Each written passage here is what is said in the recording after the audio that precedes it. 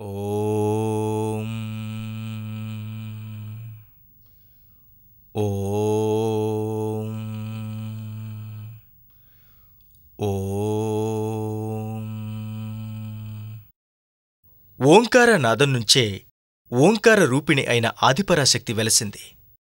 సృష్టి, స్థితి, లయలను నిర్వహించటం కోసం బ్రహ్మ, విష్ణు, శివుడు అనే త్రిమూర్తులను సృష్టించిన ఆదిపరాశక్తి, సృష్టి సంపూర్ణత కోసం విద్యలకు అధిదేవతగా సరస్వతీదేవిని, రక్షణకు సౌభాగ్యదాయిని లక్ష్మీదేవిని, లయకారం కోసం శక్తి స్వరూపిణి పార్వతీదేవి అనే జగన్మాతలను సృష్టించింది.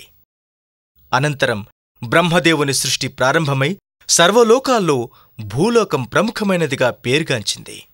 కొంతకాలానికి రాక్షసరాజు మహిషాసురుడు బ్రహ్మదేవుని కోసం ఘోర తపస్సు చేసి దేవతలకు సమానమైన మహాశక్తివంతమైన స్త్రీ వల్ల తప్ప మరే విధంగానూ మరణం లేకుండా వరం పొందాడు. బ్రహ్మదేవుడిచ్చిన వరగర్వంతో మహిషాసురుడు సర్వలోకాలను ఆక్రమించాడు. దేవతలు, ఋషులు, మనుష్యులను చిత్రహింసలకు గురిచేశాడు. మహిషాసురుడి ఆగడాలు మితిమీరడంతో దేవతలు, ఋషులంతా కలిసి త్రిమూర్తులకు తమ కష్టాల్ని మొరపెట్టుకున్నారు. వారి కష్టాల్ని విన్న త్రిమూర్తులు మహిషాసురుడి సంహారం జరగాలంటే మహాశక్తివంతమైన స్త్రీమూర్తి ఆవిర్భవించాలని సూచించారు. వెంటనే త్రిమూర్తులైన బ్రహ్మ, విష్ణు, మహేశ్వరులు, జగన్మాతలు లక్ష్మీ, పార్వతీ, సరస్వతుల నుంచి అత్యంత ప్రకాశవంతమైన కాంతిపుంజం వెలువడి నీలవర్ణంలో దివ్య తేజోరాశి అయిన స్త్రీమూర్తి రూపుదాల్చింది. ఆ వెంటనే సకల దేవతల తేజస్సులోంచి అష్టాదశ చేతులతో సహా సకల ఆయుధాలు సమకూర్చబడ్డాయి. విష్ణుమూర్తి నుంచి సుదర్శన చక్రాన్ని, మహాశివుడి నుంచి త్రిశూలాన్ని పొందిన ఆ స్త్రీమూర్తి మహాశక్తిగా అవతరించింది. సకల దేవతలు, ఋషులు ఆమెను దుర్గాదేవిగా, మహాలక్ష్మిగా, మహాకాళిగా స్తుతించారు.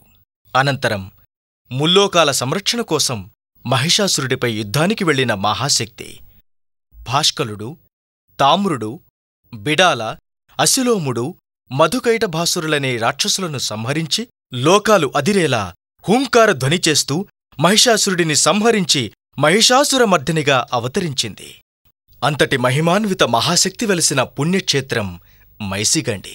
ఆంధ్రప్రదేశ్ రాష్ట్రంలోని మహిషాసురమర్దిని ఆలయాల్లో అతి పెద్దదిగా గుర్తించబడిన మైసిగండి మైసమ్మ దేవాలయం రాష్ట్ర రాజధాని హైదరాబాదుకు కేవలం 48 కిలోమీటర్ల దూరంలో మహబూబ్నగర్ జిల్లాలోని ఆమన్గల్, కర్తాల గ్రామాల మధ్యన ఉంది.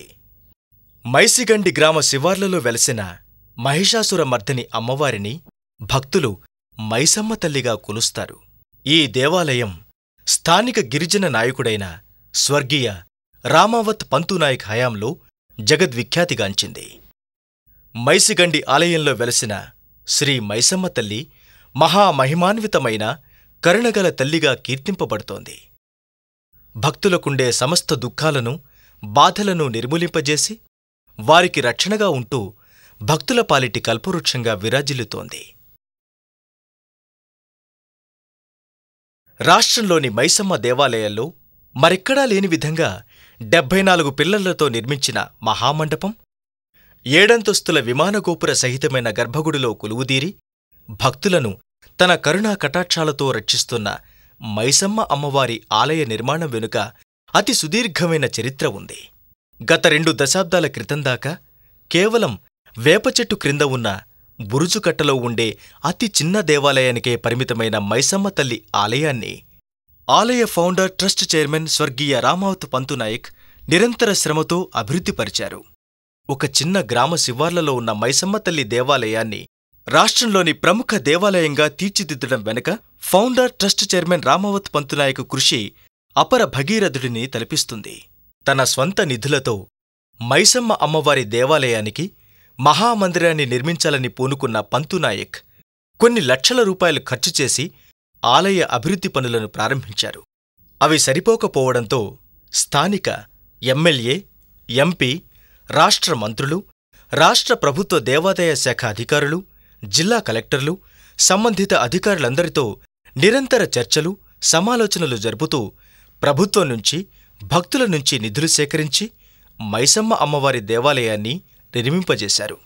కొన్ని దశాబ్దాల క్రితం కేవలం 14 గుంటలకు పరిమితమైన ఈ ఆలయ ప్రాంగణాన్ని సమీప భూమి పట్టాదారులతో మాట్లాడి పోట్లాడి ఎన్నో వ్యయ ప్రయాసలు కూర్చి మరికొంత స్థలాన్ని సేకరించి అతి పెద్ద 74 పిల్లర్ల మహామండపాన్ని 7 విమానగోపురాన్ని నిర్మించారు. ఆలయ పనులు అతి చురుకుగా జరుగుతున్న తరుణంలోనే ఆలయ founder trust chairman Ramavath Pantunayak నక్సలైట్ల తూటాలకు నేలకొరిగి స్వర్గస్థులయ్యారు. రామావత్ పంతునాయక్ మరణించినా ఆయన లక్ష్యం మాత్రం చెదిరిపోలేదు. ఆయన చూపించిన దారిలో నడుస్తూ దేవాలయాన్ని పూర్తిచేయటం కోసం పంతునాయక్ సతీమణి సిరోలీ పంతునాయక్, కూతురు ఆర్పి జ్యోతి, కుమారుడు రామావత్ భాస్కర్ సహా కుటుంబ సభ్యులు కృషి చేస్తున్నారు. స్థానిక ఎంపీటీసీ శ్రీనివాస్ గౌడ్, సర్పంచ్ కె దేవీసింగ్, ఆలయ సమీప భూమి హక్కుదారు శ్రీరాములు, ఆమనగల్ ఎంపీటీసీ కేశవులు సహా మరెందరో స్థానికులు, భక్తులు ఈ ఆలయ అభివృద్ధి కోసం కృషి చేస్తూ తమ వంతు చేయూతనందిస్తున్నారు. మహిమాన్వితమైన మైసమ్మ తల్లిని ఇక్కడ వామాచార పద్ధతితో పాటు ఆగమశాస్త్ర రీత్యా కూడా పూజిస్తున్నారు. వామాచారమనగా దేవిని మధు మాంసాలతో పూజించటం. మహాశక్తివంతమైన మైసమ్మ తల్లి గిరిజన గ్రామంలో వెలవడం వల్ల మొదటినుంచి గిరిజనులు, ఇతర భక్తులు అమ్మవారిని గిరిజన సాంప్రదాయమైన వామాచార పద్ధతి ప్రకారం పూజిస్తారు. ఇలా పూజ చేస్తే మైసమ్మ తల్లి అతి శీఘ్రంగా తమను కరుణిస్తుందని భక్తుల నమ్మకం. ఇక దేవాలయంలో జరిగే అన్ని ఉత్సవాలు, జాతరలు, బ్రహ్మోత్సవాలు, విశేష పూజలు ఆగమశాస్త్రరీత్యా నిర్వహించబడతాయి. కొన్ని దశాబ్దాల క్రితం అమ్మవారి ఆలయం ముందున్న నాగమ్మ తల్లి పుట్టలోని నాగసర్పం కార్తీక శుద్ధ పౌర్ణమి రోజున దర్శనమివ్వడంతో అప్పట్నుంచి కార్తీక పౌర్ణమి మొదలు కార్తీక బహుళ షష్ఠి దాకా 7 రోజులపాటు అమ్మవారి బ్రహ్మోత్సవాలు నిర్వహించటం సాంప్రదాయంగా పాటిస్తున్నారు. ఈ జాతరలో నిర్వహించే క్షీరాభిషేకం, రథోత్సవం, నాగసర్ప దర్శనం, ఎద్దుల బండ్ల ఊరేగింపు, లంకా దహనం, బోనాలు, పెద్ద మంగళహారతి విశేషమైనవి. భక్తజన సంరక్షణి అయిన అమ్మవారికి భక్తులు బోనాలు సమర్పించడం, టెంకాయ ముడుపులు, అమ్మవారికి ఒడిబియ్యం పోయటం ఇక్కడ బహుళ ప్రశస్తమైనవి. ప్రతి సంవత్సరం భక్తులు మైసమ్మ తల్లి దీక్ష తీసుకుని మాలధారణ చేసి మండల, అర్ధమండల దీక్షలు చేస్తూ పూజలు నిర్వహిస్తారు. నిత్యం అభిషేకం, కుంభహారతితో అమ్మవారికి పూజలు నిర్వహిస్తారు. ప్రతి శుక్రవారం అమ్మవారిని ప్రత్యేక అలంకారాలతో పూజించటంతో పాటు ప్రతి మంగళ, గురు, ఆదివారాలలో విశేష పూజలు నిర్వహిస్తారు. ఈ 3 రోజుల్లో కొన్ని వేల మంది భక్తులతో దేవాలయ ప్రాంగణం కిటకిటలాడుతూ జాతరను తలపిస్తుంది.